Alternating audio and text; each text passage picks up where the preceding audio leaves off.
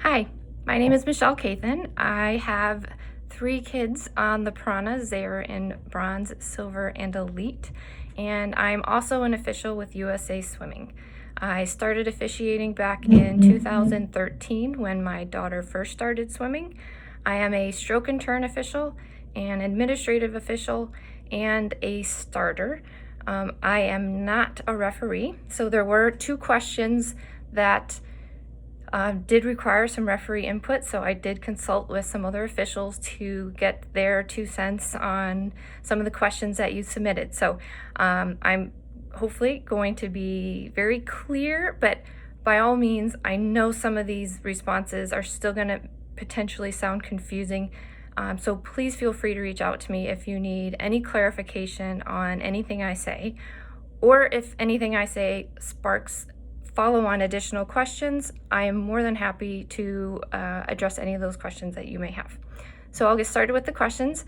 The first one was, can you swim a 500 all stroke? The answer is yes. If it's a 500 free, that means you can swim in any manner that you would like. Actually, when I started officiating up in the near Chicago area, at a meet, there was a girl who did a 500 fly during the 500 free, just because she wanted to see if she could and to see what her time would be.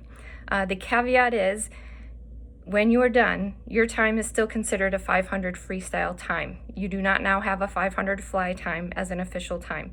Your time, if you do a 500 breast or 500 fly or 500 back, still for your PRs or your qualifying times is a 500 freestyle time. The next question was, what do you look for when someone is doing breaststroke to make a call? Now I'm going to try to not go on for too long because this could be a very long answer, but there are several things that we are looking for. At the start and at the turn, when the swimmer first goes in, they are allowed to do 1 butterfly kick. They also can do 1 kick with an arm pull, and that first arm pull, your arms can go straight down to your sides. They can go all the way down. When you go for your second arm pull, by the time that you are at, it says the widest part, so by the time your arms are at the widest part of that stroke, your head has to break the surface of the water. So if you do another arm pull and you still have not come up over the water, it's a disqualification. During the swim, breaststroke is what we consider a cycle stroke. Breaststroke is the only cycle stroke. That means that it's 1 kick for 1 arm pull. So often, especially with younger swimmers, you'll see them do 1 arm pull and then 2 kicks. That's a disqualification. Or the opposite. They'll do 1 kick with 2 arm pulls. Breaststroke is cycle stroke. You have to do 1 and 1. That's what you're allowed to do. As far as the arms go, after you've surfaced and you're swimming, your hands cannot be brought down to your waist. Your arms cannot go straight down. It's the rule is recovered from the breast, which means your hands have to be coming from here when you shoot them out and shoot them forward. They also have to be in what's said the same horizontal plane, meaning you can't be sideways. You have to be level with the water. When it comes to the feet, the most common thing we see with breaststroke is probably a scissors kick. So what the rule says is, again, your legs have to be on the same horizontal plane, but I'm going to use the rule terminology first, is that your feet must be pointed out at the propulsive part of the kick. So when the kids are kicking, their feet have to be pointed outwards. So they bring them up and they kick again, the feet have to be pointed out. A scissors kick is probably the most common thing we see, and there's 2 things that can help us identify that. Usually, one of the feet is not pointing outwards. And so what happens is when the kids go to kick, the feet overlap and cross, and that's what we call a scissors kick. So if the foot is turned in and the feet cross over, that is a scissors kick, and that is a disqualification. The other thing is, a lot of kids, especially when they're younger, will throw in a little called an alternating kick or a flutter kick, what you do when you do freestyle. And if you do that during the breaststroke, that is also a disqualification. So everything has to be on the same horizontal plane. Your arms have to come from your breast. You can't bring them straight down to your hips. And your feet have to be pointed out at the propulsive part of the kick, and a two-handed touch. That is also a very common reason for DQing someone in both breaststroke and butterfly, is they touch with one hand, or they touch with one hand and then do the next hand. It has to be simultaneous. How far away from the wall can you turn onto your stomach when doing backstroke and not get disqualified? So there is no hard, fast distance. It is not a measurable distance. It's not 2 yards or 2 feet, or it's not measured that way. What happens is you are allowed to turn onto your breast, onto your stomach, your chest. Upon turning onto your breast, the rule states you must immediately initiate an arm pull. It can be one arm or both. If it's both, it has to be simultaneous. You can't do one and then the next. But you have to immediately initiate that arm pull. Upon finishing that arm pull, you have to immediately initiate the turning motion. So there's 2 disqualifications that can happen. One is delay in initiating arm pull, and that happens when someone turns over and they realize they're too far from the wall and they have their arms straight ahead of them and they just keep kicking in. They haven't initiated the arm pull. The more common is the arm pull's done and they're too far from the wall, so they have their arms down at their sides, but they continue to kick into the wall. That's delay in initiating turn. Delay initiating the turn can be as simple as turning your head down, your hips, starting that turning motion, something that initiates the turn, and that's one way you could do it. So there are some older swimmers who are very strong, have a very strong pull and a very strong kick, and they look like they turn over near the flags. I mean, it's not near the flags, but it sometimes looks like they are. But they're coming in, they're still kicking, they have that arm pull going, and by the time they get through that strong arm pull, they're ready to initiate the turn. And there's other kids that turn really close to the wall and stop kicking and start gliding and end up getting disqualified because they haven't continued those motions. So it's not a set distance, it's how long it takes you to do those 2 things. If you still have any questions, please let me know. I can try to get some videos if there's still some confusion, and maybe we can try to answer questions that way. The next question is, why does it seem like officials are more strict at state than other meets? They shouldn't be. But I realize that it may seem that way. All I can think of is that, well, there's 2 things possibly, is that usually at a state meet, you have more experienced officials. Your local meets, your dual meets, you often have individuals who are either just training to be an official, who are training to be an official, or who have just come off of training, and they may still be building that confidence and not call what they should. The thing with officials is it's always, you need to be 100% of what you see. If you are not sure, if you think you saw something but you are not completely sure you saw it, then you cannot call it. You're not supposed to call it. And so a lot of times when officials are new and they're unsure, they may not call it until they're confident enough to know that, hey, yeah, actually that was something I should have raised my hand at. So at state, you do tend to have some more experienced officials. So it could be a experience thing, or it shouldn't happen this way. But potentially at local meets, someone may not think it's as serious an offense, and that shouldn't be the case. And I hope that's not the case. I really do think it's more on experience level of the officials at state. But I can't speak for every official and know what's going through their head when they are or aren't making a call. But it should not be more strict at state. It's not fair to kids who go all season and not get disqualified on something and then show up at state and all of a sudden they're disqualified and they don't understand why. So it shouldn't be happening that way.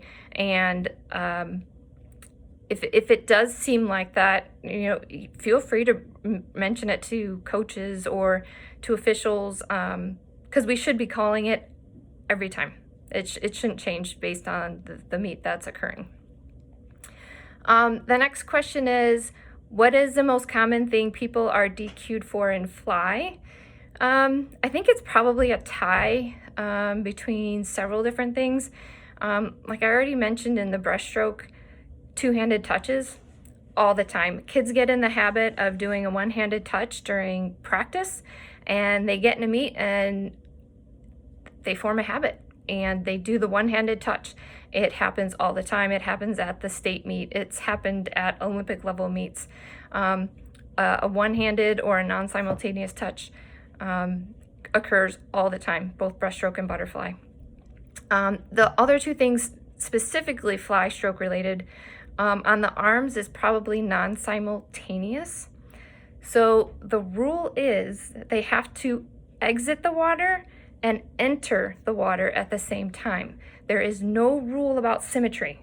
So a kid can have one arm that's really low and one arm that's really high, but if they both exited the water and went into the water at the same time, it's legal. However, if a kid has an arm that's much stronger than the other and they end up doing one goes in and then the other goes in, that becomes more of a freestyle stroke and it's considered non-simultaneous arms. So it's exiting the water and entering the water. It's not symmetry of how the arms look.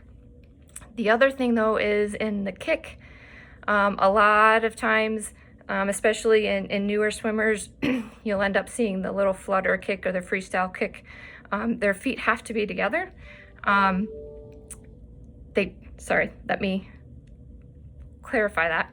They have to move up and down at the same time. Their feet technically do not have to be together. Some kids swim with one foot slightly above the other, but they have to move up and down the same. So if the right foot's up, the right foot always has to be the one that's up. They cannot crisscross them at any point in time. Once they start doing that, it's a flutter kick. But a flutter kick is often called on butterfly, especially in younger and newer swimmers. The next question is, when doing back to breast in the IM, can you do an underwater dolphin kick like you do in individual breaststroke events? The answer is yes. So the same turn and start rules for individual events apply in an IM. So if you are allowed to do the dolphin kick in the breaststroke individual, you can do it in the IM. Some of the things that get kids confused in IM that I probably see most often is going from backstroke to breaststroke, is that you have to apply a backstroke finish, which means you have to finish on your back. You cannot do a backstroke turn where you turn to your breast and flip. You have to finish on your back, going from back to breast. But when you leave the wall on breast, you can still do that dolphin kick, and you can still do the normal pull out for the breaststroke during the IM.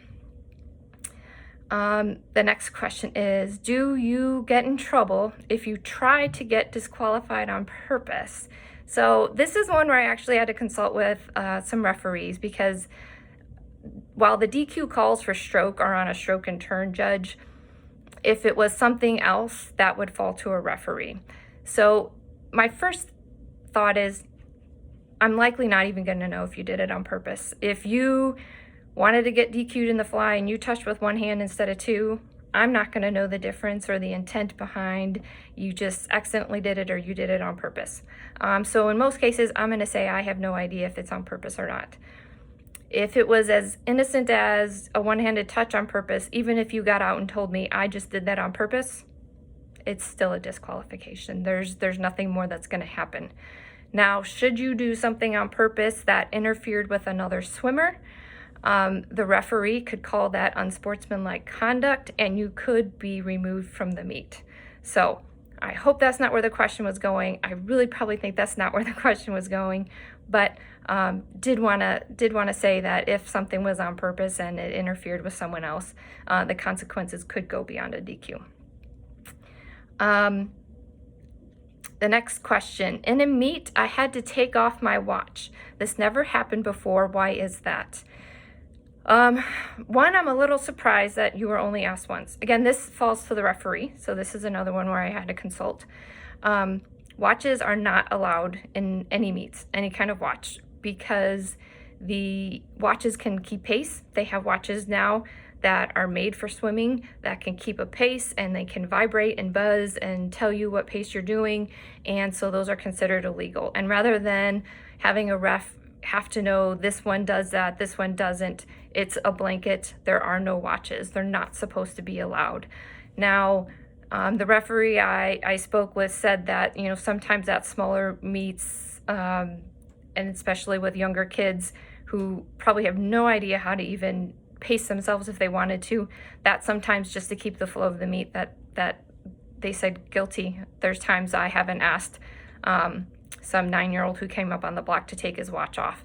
So unfortunately, that is a lack in consistency on how it's applied, but technically it should be not worn anytime during any meet at any time. And it's purely for the pacing aspect of what technology can do. And the last is, if you look up in the middle of a turn, will you get disqualified? This one I'm gonna ask, if you submitted this question, to maybe clarify. I'll try to think through what I think you're trying to ask, but I'm not completely sure. If you look up, I mean, if you're swimming freestyle, everything goes. Doesn't matter. So if you look up, you look sideways, you pause, there's nothing in freestyle really that's going to get you disqualified. Pulling on the lane line, pushing off the bottom, and missing the wall. That's about the only thing in freestyle you can get disqualified for. So looking up during a turn isn't going to do anything. Butterfly or breaststroke, just the natural movement of those strokes. I mean, butterfly, you raise your head as you breathe. Breaststroke, each time you come up, your head comes up to breathe. So I'm not sure how lifting up your head would get you disqualified. And then in backstroke also, you're either on your back, or if you've decided to turn onto your stomach, you're taking that turn and you're initiating that turn. I still am not sure how lifting your head would get you disqualified. So I may be misinterpreting this, or maybe you have a specific example you could share that might help me understand where you're coming from. But off the top of my head, I cannot think of any situations where doing a turn would get you disqualified. So those were the questions that were submitted. Thank you for all of the questions. I am more than happy to answer anyone's questions when it comes to officiating, because I know there's a lot of things that don't seem to make sense until they're explained. I know when I do on occasion sit in the stands, I do overhear people with questions, and I don't want to interrupt everyone's conversations to explain things. So please feel free to ask. If it's not through this mode of the e-swimming emails that are coming out, if you see me around and you have a question and you want to ask, by all means, I'm always happy. If your kids want to ask me questions, I'm happy to answer them, because they're not going to learn if they don't understand the rules. So let me know if you have any questions, and I hope this was helpful.